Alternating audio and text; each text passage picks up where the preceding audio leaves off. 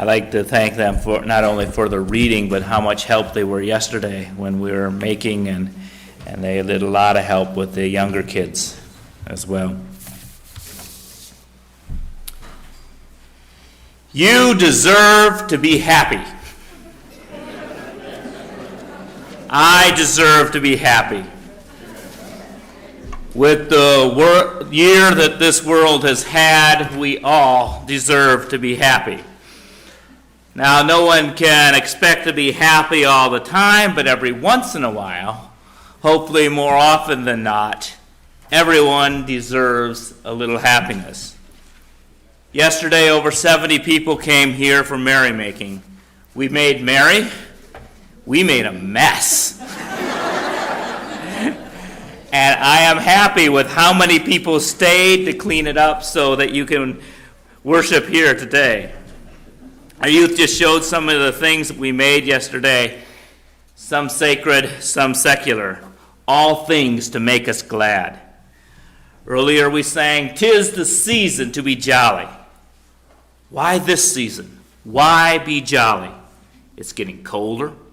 It's getting darker. And the nights are longer. But jolly is a decision we make.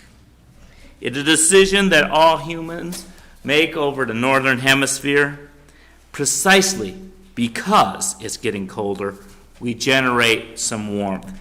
Precisely because the days are shorter, we make every minute count. Precisely because the nights are darker, we search for a star. We could mourn the loss of the long luminescent summer days, but now as the sun diminishes, we can better see the beauty of the stars, distant suns that do not warm our bodies, but ignite our imaginations.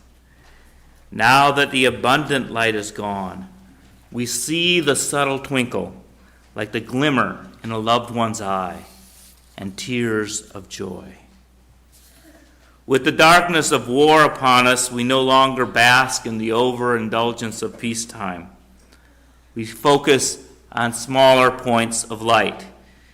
The hope that shimmers in the stars is much too distant, so we strike a match and kiss it to a wick. A small candle that we light becomes all the more precious. We must nurture the tiny light, the flickering glimmer of peace on earth, goodwill to all, passing our flame to one another.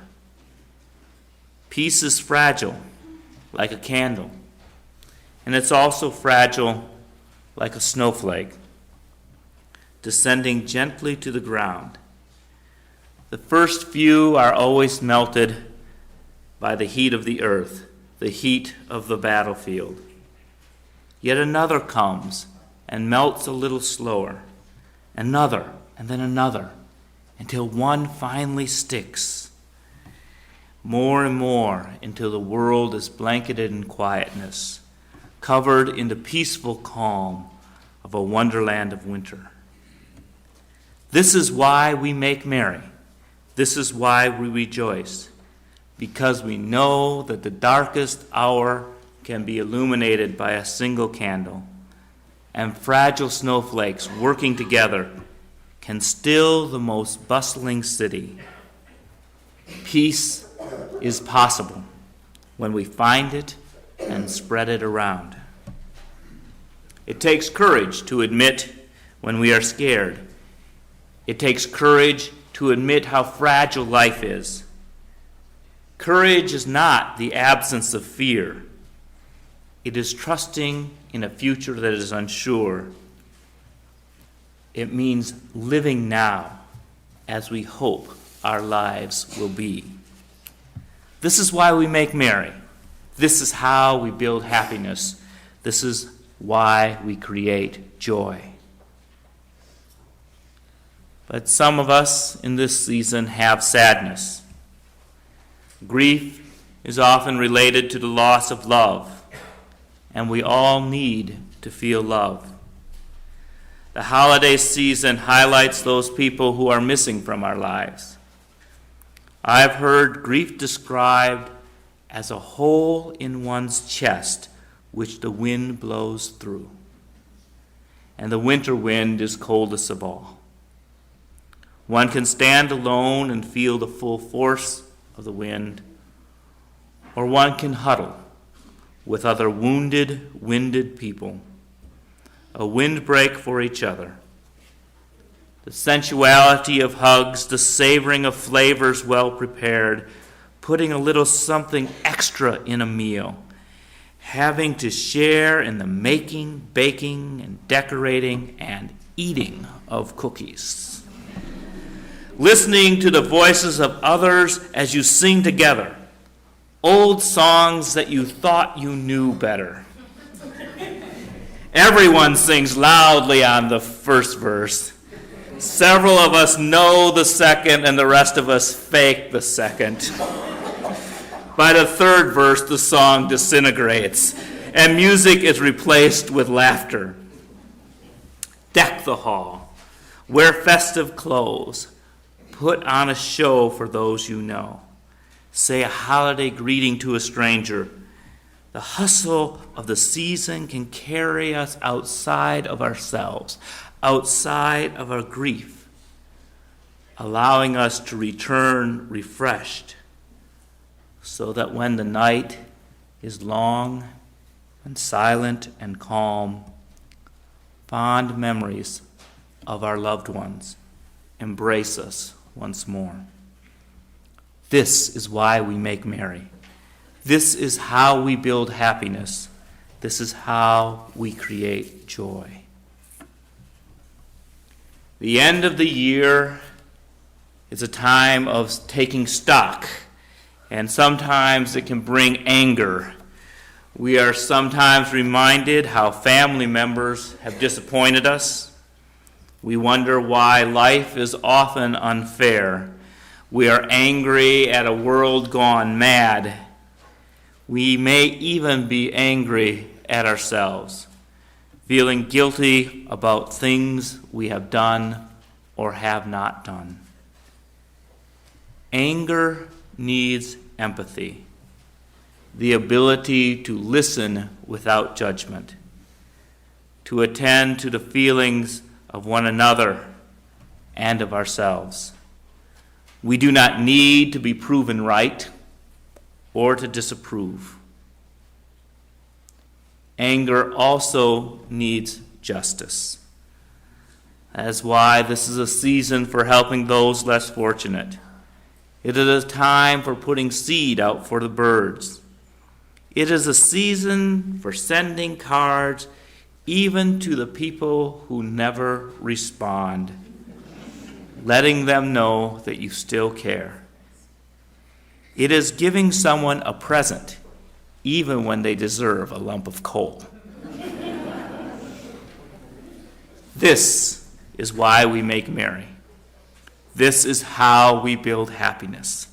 This is how we create joy. Happiness comes in many forms. The most subtle is inner peace. In those quiet moments of calm, when fear, anger, and sadness recede, we realize that all that has happened and all that will happen gives meaning to our lives. Our interpretation of events gives us our power. We can put things in perspective, envision possibilities. How we gaze upon that distant star determines the journey we will take and what gifts we will bring. Sometimes we are surprised by joy. Some unexpected twist creates humor. We laugh at jokes. The long-lost friend returns. A parking space appears next to the door of the crowded store. An illness mysteriously disappears. Life at times can make us giddy. Sometimes even the difficult is bearable because it is so absurd. Some days, life is just plain easy. Some days, we win. We cannot know when this joy will occur, but we must be sure to notice when it does. The presents under the tree hold a possibility, but the gifts are all around us if we are wise enough to see. There is an attitude we can take which increases our joyful surprises. As a kid, I used to look all over the house, even in the closet in my parents' bedroom, to try to find where the presents were. I looked for happiness. A child at Christmas is determined to have a good time. They approach the world with expectant wonder, an attitude of cheerfulness. Be full of good cheer, full to overflowing till your cup run over. Sadness needs love and sympathy. Anger needs justice and empathy. Fear needs safety and compassion. But happiness also has its needs. Happiness needs to be shared with passion. Have you ever had good news and had to tell someone? Have you ever cooked someone your favorite meal? Have you ever made someone listen to your favorite song? Have you ever been excited to wear new clothes in public? Have you ever taken someone to a museum? Have you ever wanted to give someone a kiss? Then you know that joy must be shared with passion. This is why we make merry. This is how we build happiness. This is why we create joy. And now, the guitar chorus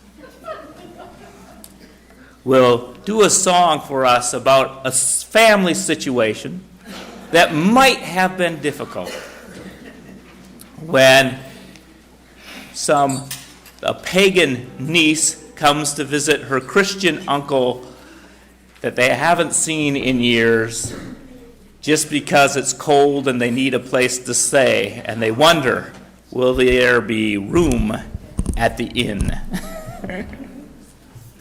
Song by Dar Williams called The Christians and the Pagans.